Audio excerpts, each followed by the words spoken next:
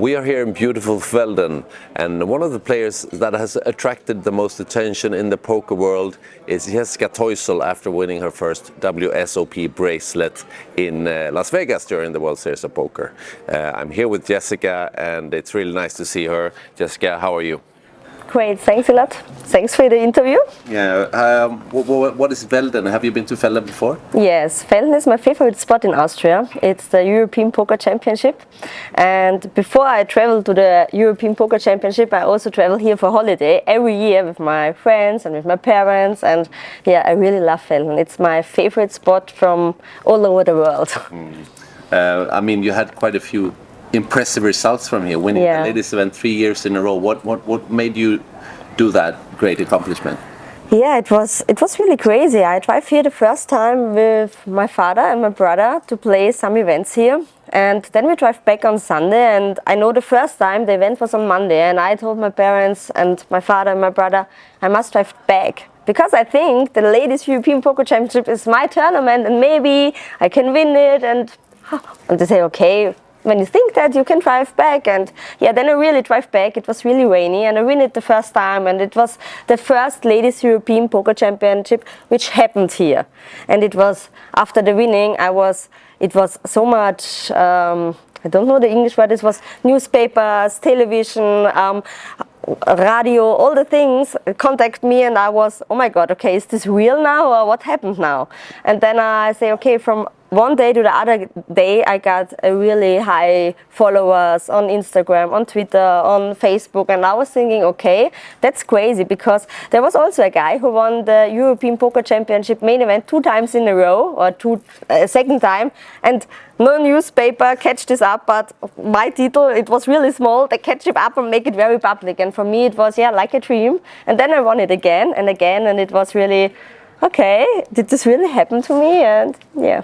Yeah, it's important to maybe take the opportunity that was presented to you. So you didn't plan this to become this name in poker at all? No, I was thinking, because I have an advertising agency, and I was thinking a little bit, okay, maybe when you win a title or something like that, you can promote it, you can make a little bit marketing and you can use it, because I studied these things there on the university, and I was thinking, okay, maybe I can do something like that, and maybe I can do some poker influencer things, but I don't think that I really believed that it can happen, and it happened to me, and it's still, yeah, unbelievable, because the chances are very small. Also, when you're a good player, that you win really a tournament 3 times in a row, also with small files, yeah, then it's easier to win such a big amount in another game also, yeah.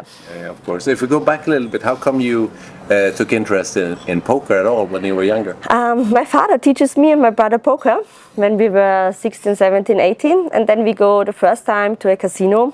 And for me it was very different as a woman to go alone in a casino and buy a ticket for a tournament. It feels really uncomfortable for me, because we are going there and always my brother or my father comes with me, and then they say one time, okay, we are late, you should go there alone inside. And I was thinking, okay, should I really go alone in a tournament area and buy me a ticket?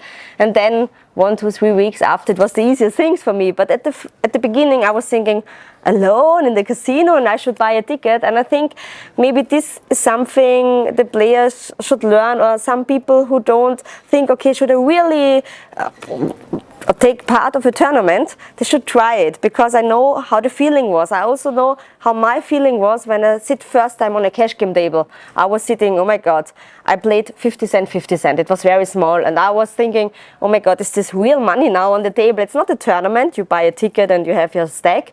And I was thinking, okay, I feel very uncomfortable again. And then it take a little bit time, and then it was very easy. The people are nice, and you know, poker in the films is not so nice published like it really is. And I think maybe we should work on that the people know how nice the game is, how funny it could be. You meet very nice people, and yeah, I started like this, yeah, with my brother and my father in the casino, and the casino is 5 minutes away from our house, yeah. But it's not, I mean, it's not enough to know the game. What makes you a good player, you think?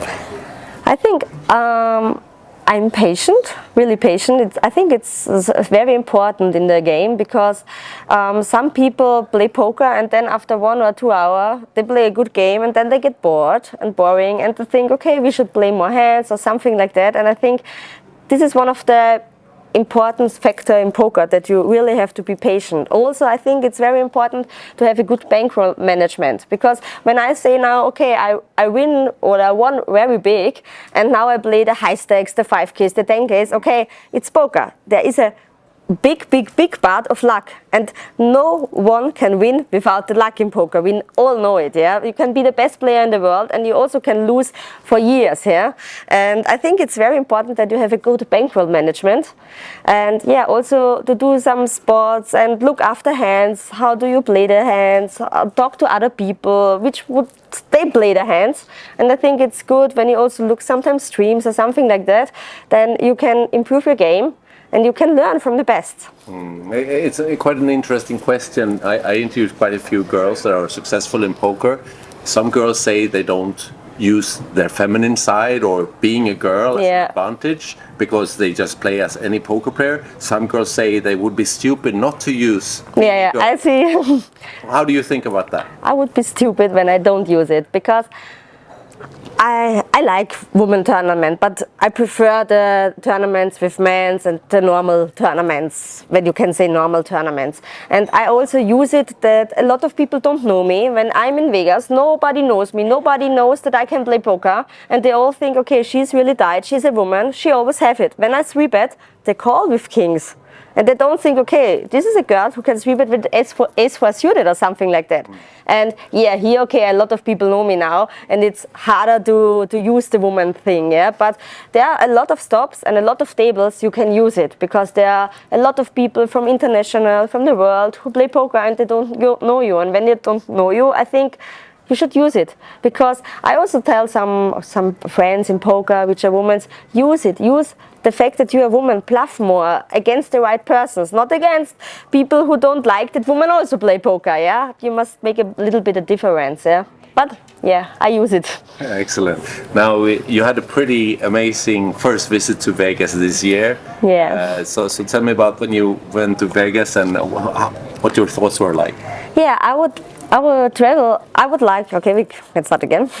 I would like to travel to Vegas years ago, but it was not possible because of private things, and then Corona comes, and we also would like to go to Vegas in November, but it was too late, because we say, okay, we don't like to late track the last flight, and there are only European regs who do that, and the flight will not be good for the main event. And then I think, okay, it's not a good first impression for Vegas when I'm there for 2 weeks and I reg a flight with only regs. They are sitting in a plane and try to play the main event.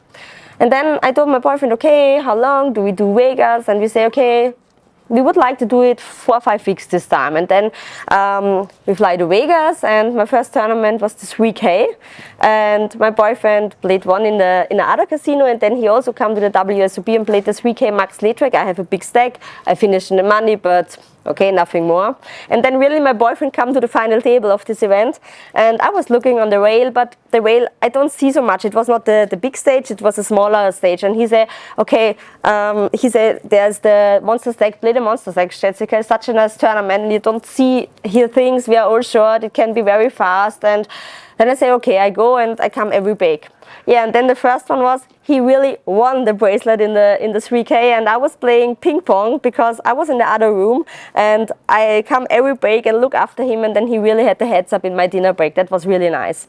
And yeah, after that I played the monster stack with him, and I finished in 8th place, and it was amazing because I was on the stage. I was very nervous because it was the biggest final table of my career, and I was thinking, oh my god, the bracelet is in front of me. But I think from the past, I know the things with cameras, with future tables. I was very silent, and I was too nervous. At the beginning I was, but when I sit on the table it was away. And I think this was very nice, but I was so short, I finished 8th.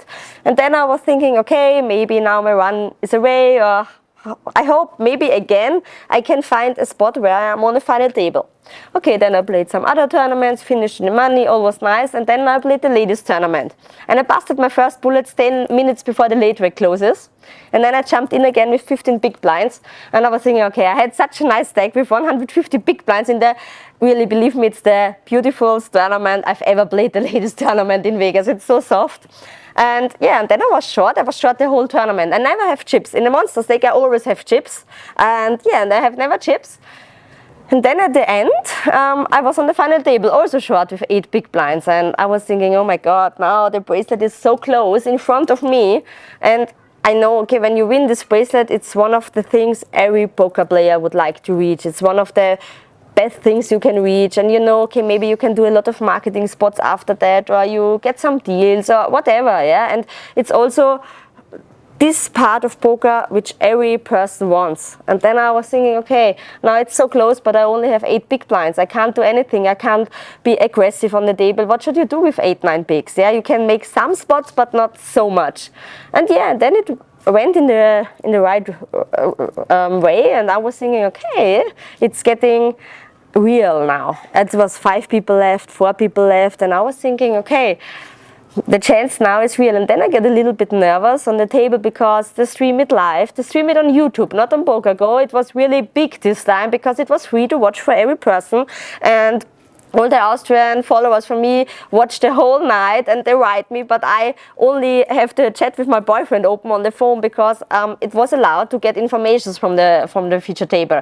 And yeah, and then I got some informations and they were very, very tight, all the players, except 1 or 2 persons on the table. And then I used these informations for me, and then I have stack at the end. And then I really come heads up and I have 2 to 1 chip lead or something like that, or a bigger chip lead. And yeah, then I lose the chip lead, and then I know, okay, she's really aggressive and she make bluffs that doesn't make sense, yeah. And yeah, the commentator says, oh my God, she plays so crazy, the other person. And I was thinking, no, she's only aggressive. It's not great to push 9, 4 in space on 3 clubs all in. That's not a nice bluff, yeah. And I was thinking, okay, now I can't play small ball poker. You know what I mean? Small pots, and you look that you have the chip lead and you don't lose the chip lead. And then I know, okay, I must find one spot and I hope it holds the spot. And then I find the spot and she really calls with her other pair. And yeah, it holds, and then I has a really big chip lead. And yeah, it still feels unbelievable for me because it was my first WSOP. I won really a bracelet, and yeah. Then on the next day, my phone rings.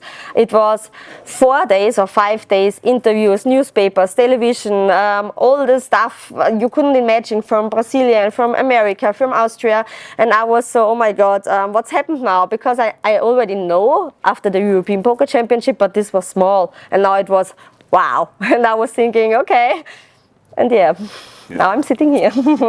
Now you talked about the marketing and your professional life outside poker. Mm-hmm. Does it feel? Can you balance between your professional life outside poker and your business in poker now? Yeah, I think it's very nice for me to connect it because I have my own advertising agency and I can work from every place from the world. And that's very nice because I can choose some live poker stops, and then I can say, okay, now there's a live poker stop. I can make the office when I like, before or after. But now it was Corona, and you know, the offers from events and marketing step back.